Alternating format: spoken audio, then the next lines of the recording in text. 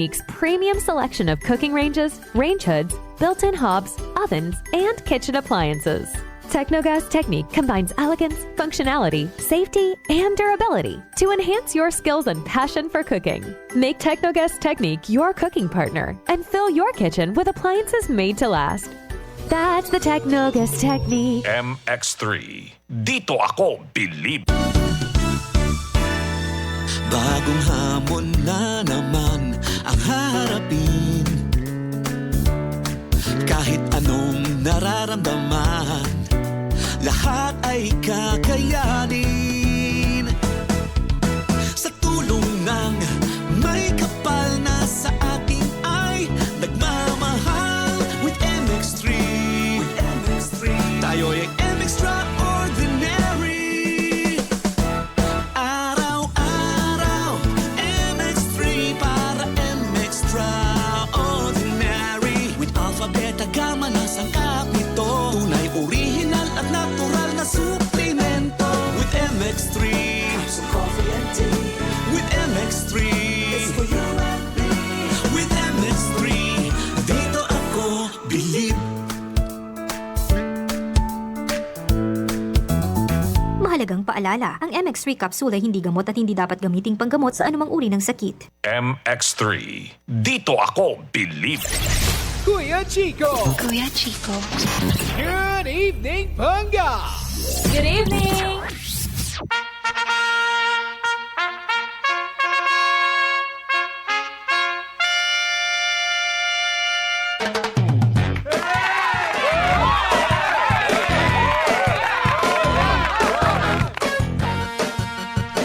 .7 Energy FM. Pangga, wag mo sabihin radyo, sabihin mo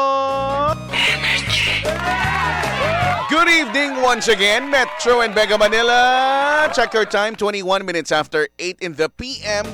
Magandang gabi po sa lahat ng mga kakukubra lang ng kanilang mga bonuses. Mga 13th month pay, mga 14th month pay. Wow! Yung iba po may 15 pa, no? 16 hanggang 17. Iba rin. Naway lahat. Mapapasabi ka na lang ng naway lahat. Wow! Welcome back to the show. Ito po ang Energy sa Gabi. Kasama nyo pa rin ako, Kuya Chico, on the radio. At tayo ay live pa rin, ha? Hanapin nyo lang Energy FM 106.7. It's Energy FM 106.7.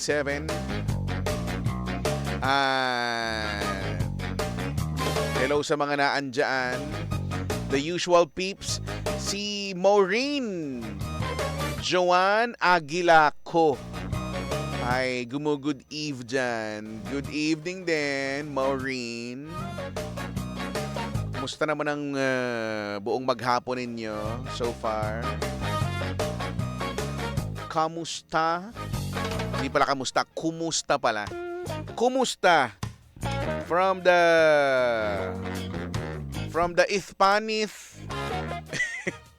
Hispanic word como esta. Wow! So dapat kumusta. Kaya lang syempre tayo naman mga Pinoy basta nagkakaintindihan, wrong spelling is correct.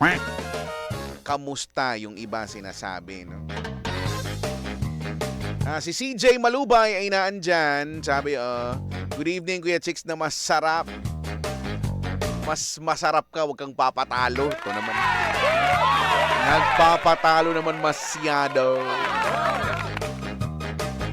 Sabi ni Jesus, buti pa si Maureen nabati. Ay nako, Jesus.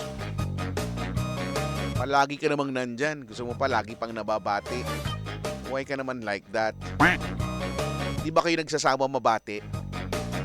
Yung parang halos araw-araw naman kayong nababanggit na babati. Di ba wala bang umay factor sa inyo? Yung iba, yung mga yung mga tropa ko nga talaga, yung mga personal ko, mga kakilala. Dati ganyan din, no? Gustong-gustong araw-araw, halos araw-araw nagpapabati. Hanggang dumating na sa point na ayaw naman nilang mabati na sila. Nagbaligtad na, ayaw na nila. Heist. Sabi ni Bianca, 2 inch lang yung kay Jesus eh. Oh. Gumaganti. Gumaganti. Jesus, naku, gumaganti. Ginagantihan ka talaga. 2 inch lang daw. Payag ka ba? Totoo ba yan? O mag-a-agree ka na lang?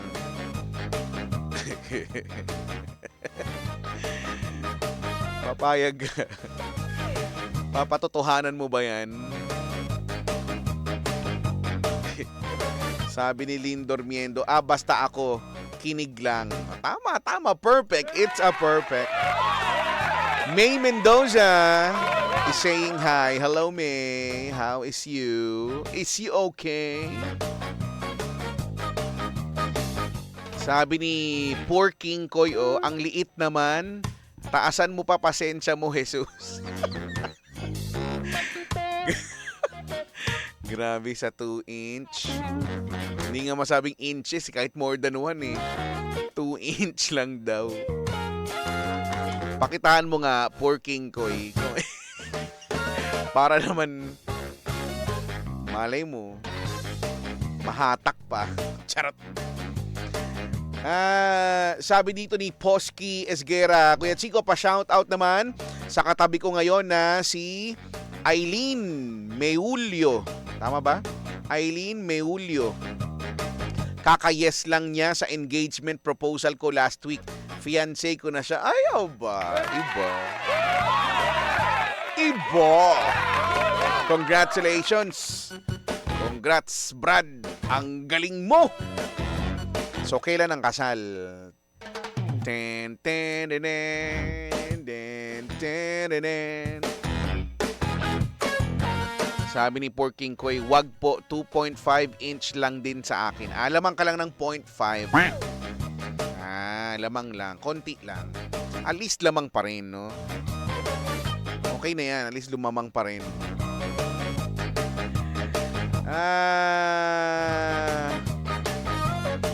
Sabi ni Viniso, wag naman kayo ganyan. Baka bigla kayong kunin ni Jesus. Kaya... Nako, Poor King Koy, matakot ka. Pag sinundo ka pag kinuha ka ni Jesus. Gusto mo na ba? Sasama ka na ba? Sabi ni Kim Arguelles, napanood ko post mo sa Toktik. Grabe ka, Kuya Chicks, nilunok mo lahat yung may hawak ng alak ang sumuko. Di ba nga? Kasi nga, Kim, ganoon talaga. Nilulunok ko lahat. Talaga, pinasyat di ba? Pinapatsag kang ganyan Ano namang hindi ansukuan mo, di ba? Hindi. Siya yung sumuko. Ikaw ba? Gusto mo ba gawin din natin? Ipapalunok mo rin ba? Kasi lulunukin ko din lahat. Tequila ba? Ay, hindi ko atrasan. Ano? Sabihin mo lang, PM mo lang. PM mo lang ako, ha?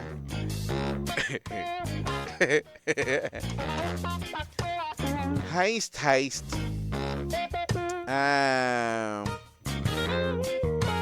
Sabi ni Jesus, parehas lang naman kaming 2 inch ni Bianca. Iba lang siya ng category.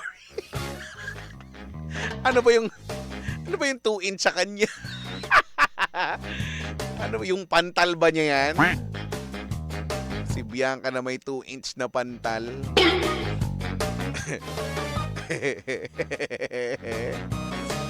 Aroy. Why naman like that? 8:28. Eto na nga. Pag-usapan na natin ang mga sagot ninyo para sa tanong ng bayan. Ano ang unang-una mong napapansin sa isang tao na nakakausap o nakakaharap mo? Yun lang naman. Ganun lang naman kasimple. Unang-unang napapansin mo sa taong kaharap mo. Sige nga. I-comment niyan sa comment section, ha.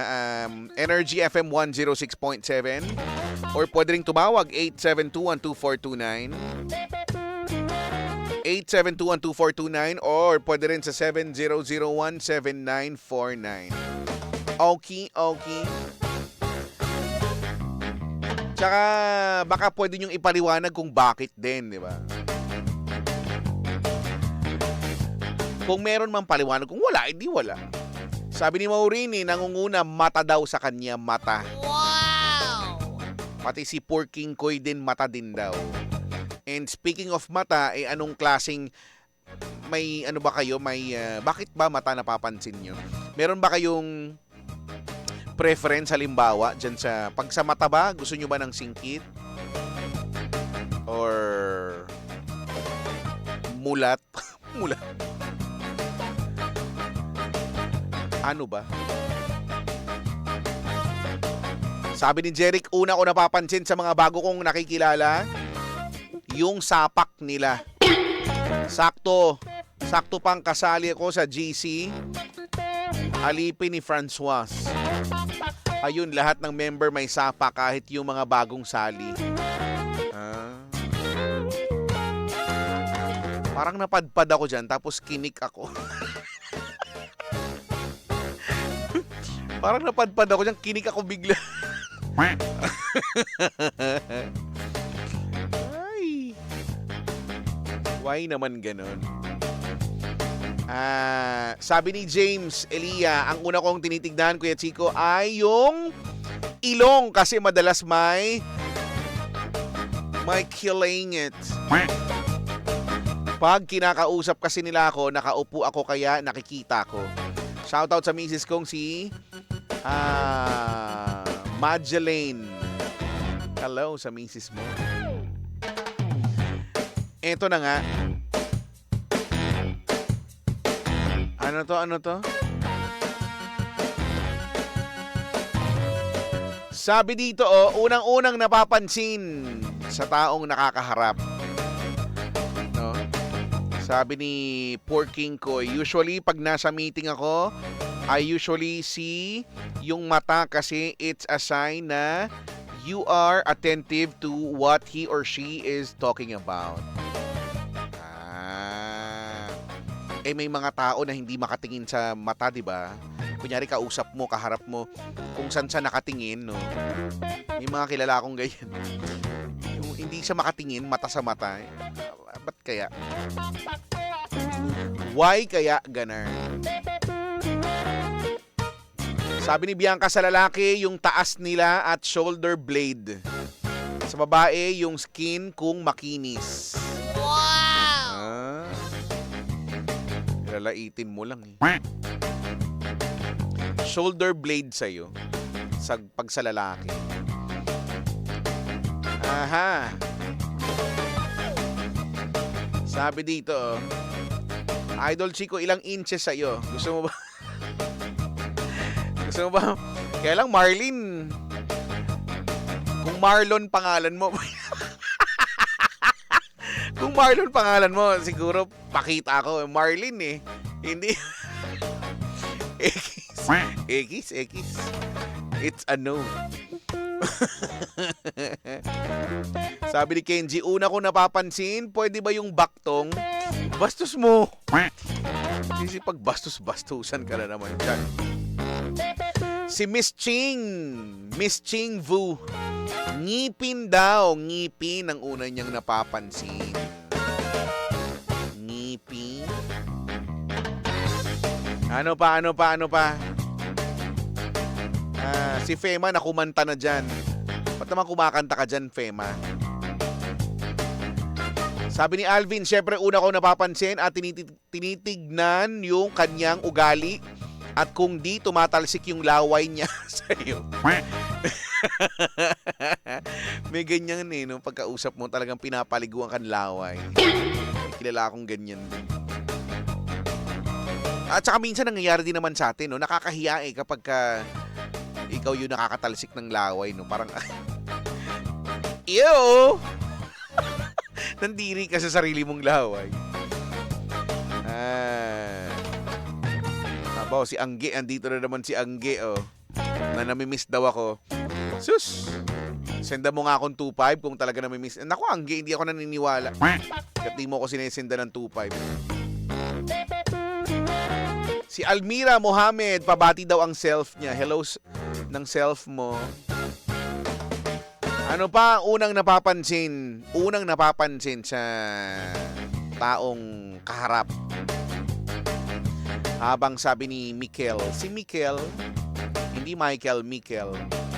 Sabi niya, halo Kuya Chico, I miss ya. Pabati sa jowa ko na medyo dax na lang. Bakit? Umurong? Arvin Pascual, ang sagot ko kuya yung bukol niya. Napapansin ang bukol. Bakit naumpog ba siya? Para magkabukol.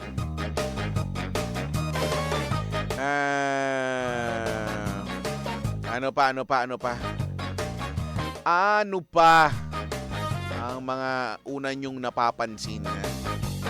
Parang nabasa ko na lahat. Sabi ni Nel, Gat Bunton, una ko napapansin yung mata. Nababasa ko kasi kung sincere o joke time yung sinasabi niya. Sa bagay. Shoutout sa misis kong si Renz na naguhugas ng pinggan. Labia. Minora o Majora? Charot. Labia. Sabi niya labia. Diba dalawa kasi yun? Pero alam mo, totoo yan, no? Sa mata talaga, no? Hindi mo mapepeke ang mata. Ang mata talaga ay salamin ng buhay, no? Salamin ng pagkatao, no? In fairness. Sabi ni Jomars Entrata, sa unang napapansin yung sugat. Sabi, kung galisin ba or hindi. Grabe naman sa galisin. Sabi ni Carl, unang na pinapansin ko sa isang tao ay yung vibes. Kung matalino, seryoso o loko-loko. Gaya mo, Kuya Chico. Mapapansin mo yung vibes. Ka-vibes.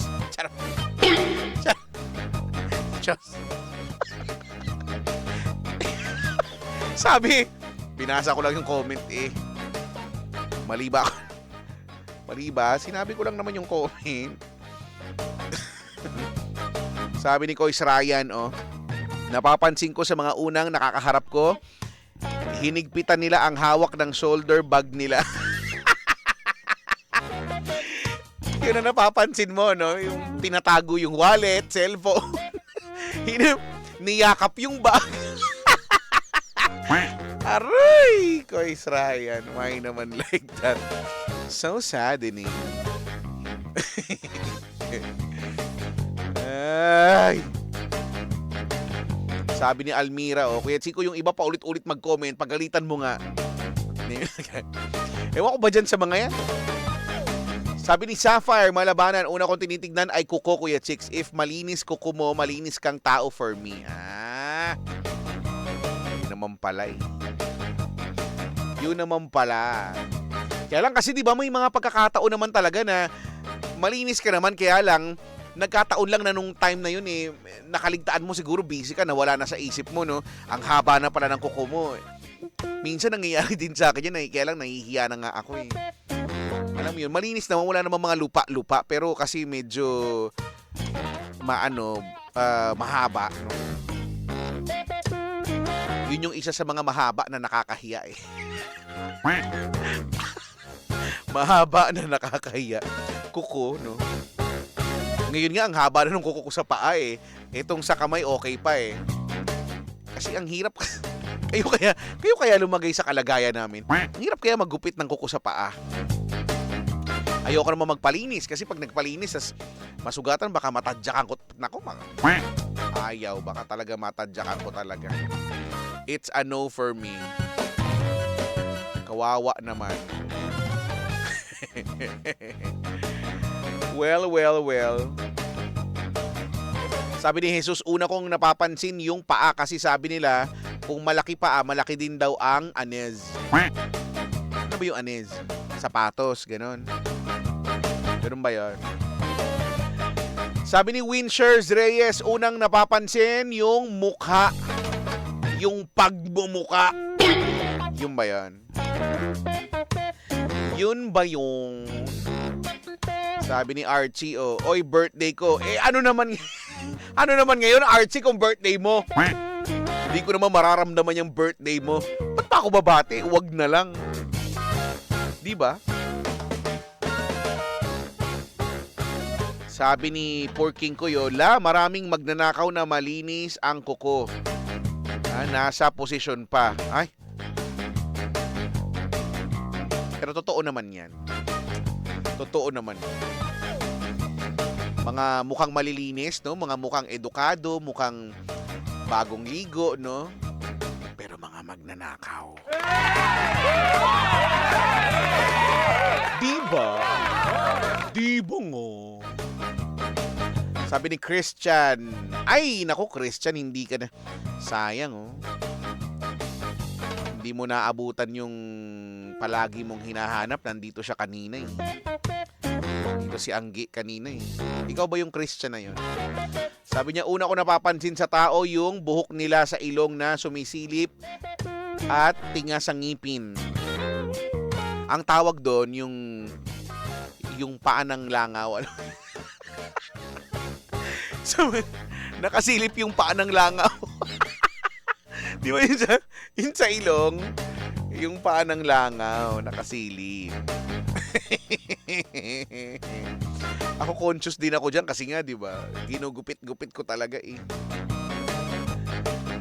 Sabi ni Sheila, The Honor. Taray, The Honor. Una ko po napapansin yung black or white head sa nose. Nakaka-distract po kasi sarap tirisin. Dapat may dala kang yung pangkutkot. May dala ka muna ng steamer, di ba? Kailangan mo nang ibukahin yan i-steam, tsaka mo kukutkutin, di ba?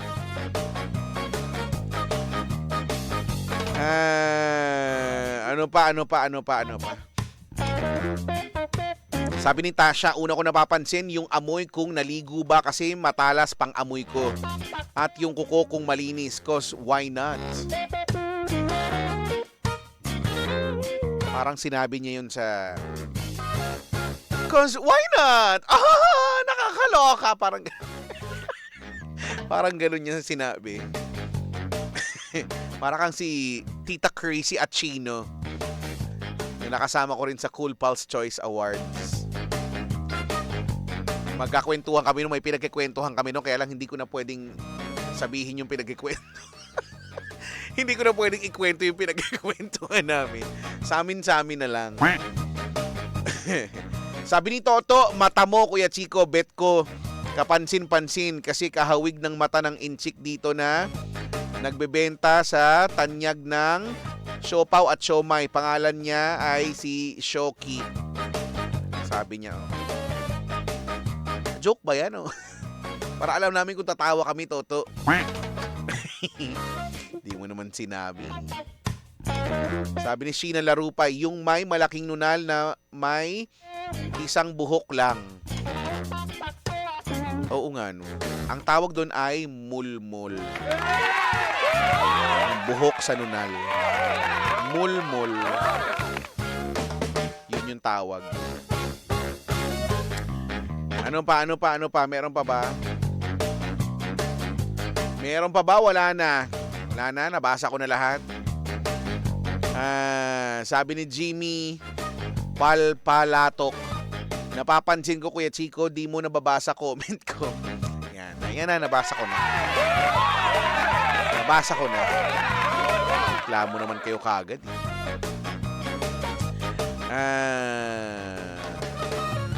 Ano to? Sabi ni Jing, good evening.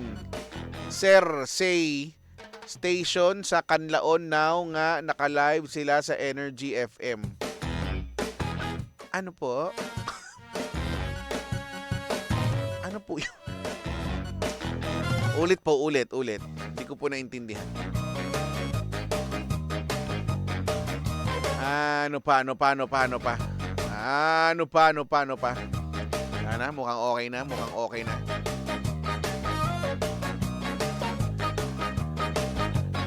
Sabi dito, Dami nyo naman masyado napapansin. Tama na, isa lang.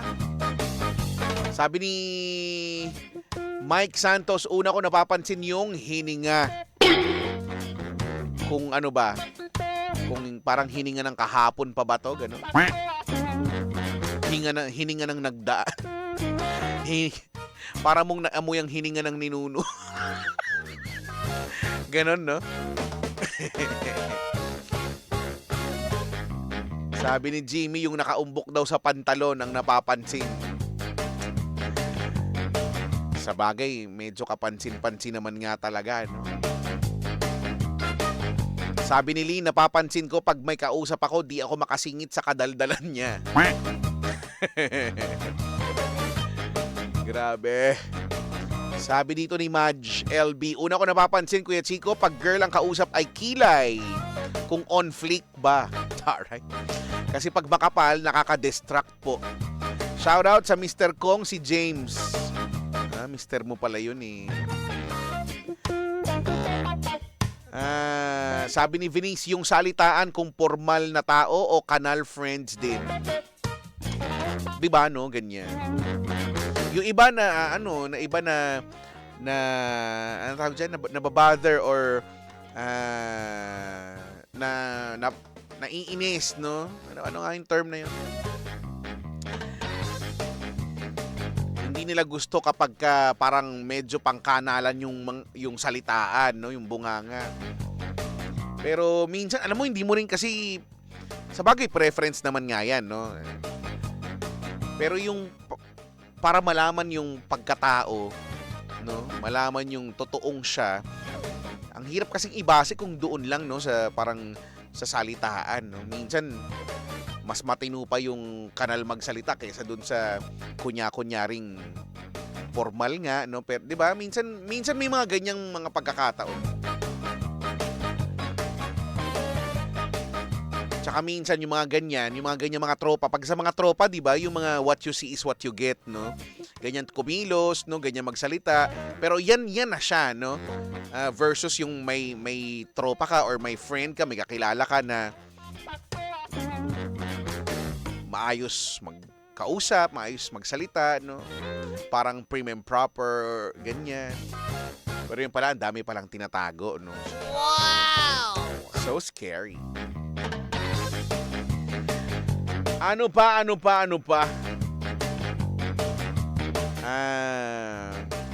Sabi ni James, napapansin ko, Kuya Chicks, yung going back to Honolulu just to get that Maui-Wowie. That Maui. Ang daming nababaliw sa kilikili ni Darren Espanzo. That Maui-Wow. Kailangan na ako nakasabit ka rin gano'n. Tapos, di ba, pakita kilikili, tapos sayaw ka rin doon. Kanina pinlay ko yan ha. Sumayaw-sayaw ka ba? Kumapit ka ba sa estribo? Estribo? Ha? Ano pa?